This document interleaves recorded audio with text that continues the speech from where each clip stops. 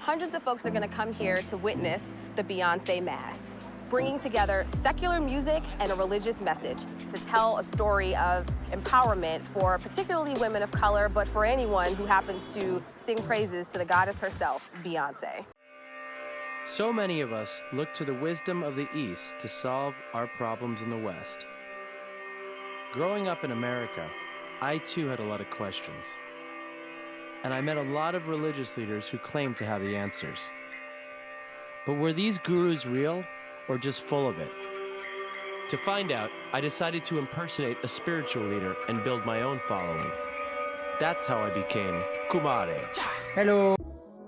Each of these clips show people embarking on two religious journeys. Beyonce Mass is a Christian service that amplifies its message with Beyonce's songs and phrases. Kumare, on the other hand, is a documentary about how real people end up following a made-up religion. To many Christians, including Beyonce in a service feels blasphemous. To many people in general, tricking people into believing a fake religion is equally abhorrent. Yet, congregants in both find the services compelling. In order to really understand what both Beyonce Mass and Kumare mean when talking about modern religion, we need to understand both movements further. Then, we'll dive into Emile Durkheim's theory of the sacred and Gordon Lynch's research into how this theory of the sacred manifests itself in the modern age. All of this to see what religion in the modern age really means.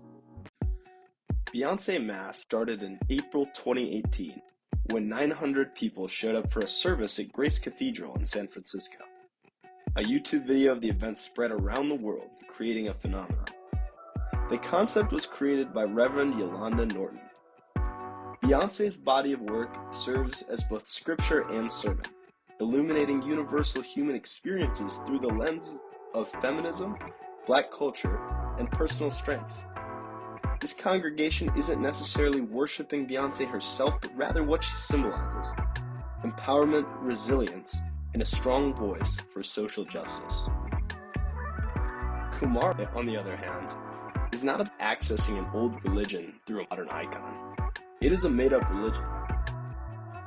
Kumare, a documentary directed by Vikram Gandhi, presents a striking counterpoint to the Beyonce Mass. In this intriguing social experiment, Gandhi impersonates a spiritual guru, complete with a fabricated philosophy and yoga routine, to expose the vulnerability of spiritual seekers and the easy manipulation possible within religious structures. Yet, despite the deception, Kumare's followers claim genuine spiritual experiences, a testament to the power of faith, even when built on falsehood. Most continue to practice his teachings even after the ruse has been revealed. Why do the followers of these movements find so much meaning in these mortal figures? Emile Durkheim, a pioneering sociologist of the late 19th and early 20th centuries, offered insights that still resonate in our understanding of religion and society. At the heart of his theory lies a simple yet profound dichotomy: the sacred and the profane. To Durkheim, all societies distinguish between these two categories. The sacred inspires respect and even awe, while the profane encompasses the ordinary, everyday life. But it's essential to note that the sacred isn't always about supernatural beings or gods. Instead, it's about elements set apart and forbidden, things that carry special significance for a community.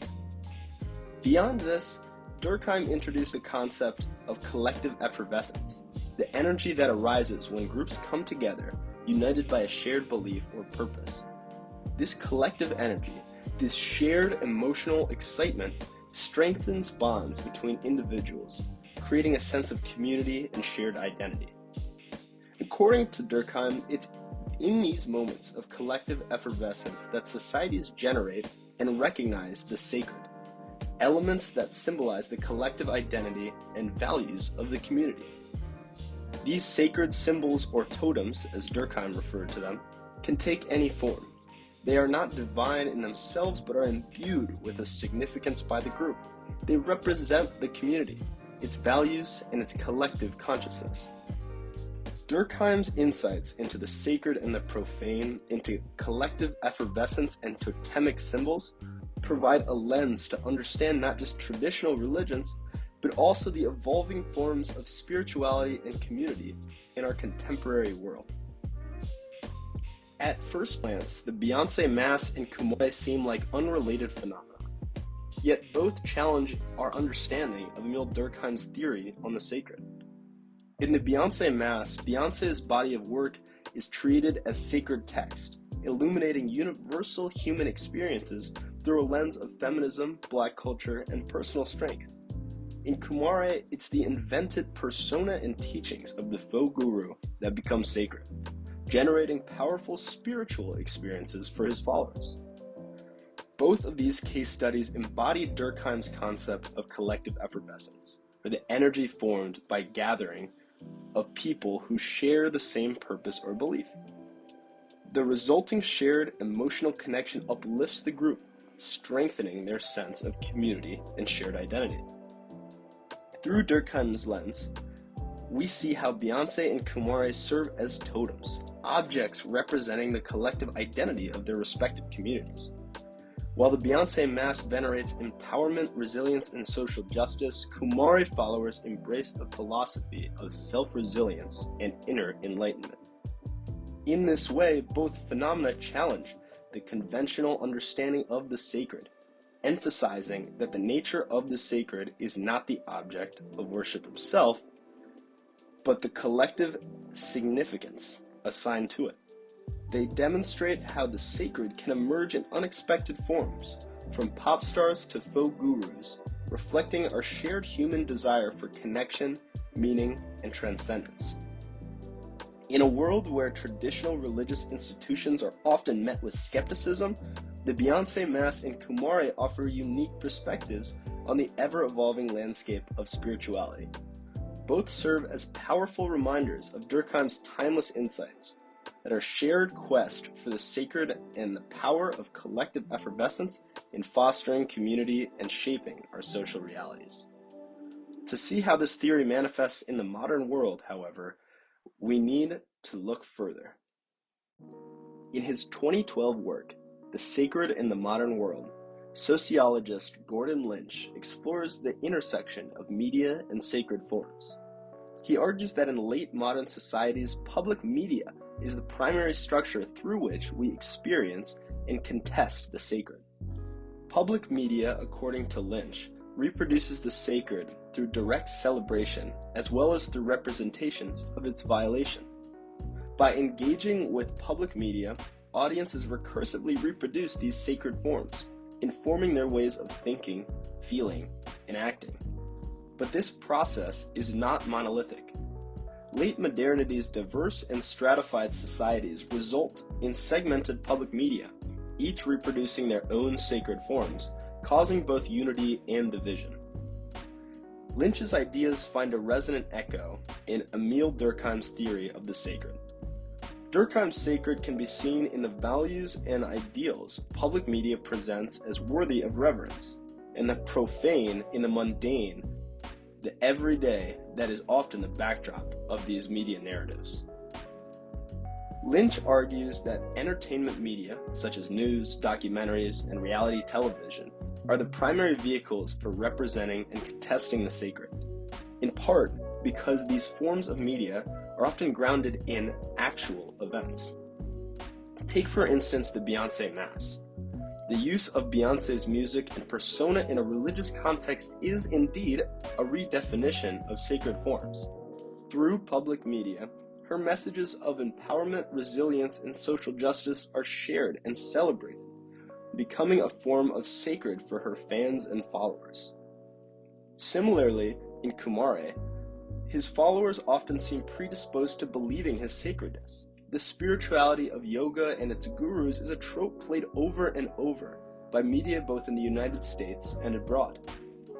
For followers looking for a spiritual experience, a mysterious guru fulfills the expectation of a foreigner with different views offering comfort to lost souls. These examples illustrate the intersection of Durkheim's theory of the sacred and Lynch's analysis of the role of media in shaping sacred forms. Both the Beyonce Mass and Kumare utilize the power of media to present and redefine what is considered sacred. In the realm of late modern societies where the media is ubiquitous and powerful, understanding how it reproduces, contests, and shapes the sacred is crucial. As both Durkheim's theory and Lynch's analysis show, what we consider sacred and how we engage with it is continually evolving, reflecting our complex, diverse, and ever-changing social realities. But what does all of this tell us about religion in the modern age? It suggests a profound shift, not necessarily in religion itself, but in how we, as individuals and communities, seek and express the sacred in our lives. Traditional religious institutions may no longer hold a monopoly over the sacred. The human yearning for transcendent experiences, community, and moral guidance, the fundamental elements of religion, remain strong. However, the vessels for these experiences are diversified. Whether it's through the empowering lyrics of a pop star at the Beyonce Mass or the imagined wisdom of a folk guru in Kumare, the sacred is increasingly being sought and found in non-traditional spaces. In our rapidly changing world, the lines between the sacred and profane continue to blur and evolve. New figures and symbols emerge, enabling us to grapple with life's profundities, bringing us together in shared experience and guiding us towards a sense of greater purpose. So perhaps it isn't religion that's dying. Instead, we are widening the channels through which we pursue and express our innate, unyielding desire for sacred experiences. And in this expansive landscape, there is room for every seeker to find a path that resonates, a community that welcomes, and a symbol that uplifts.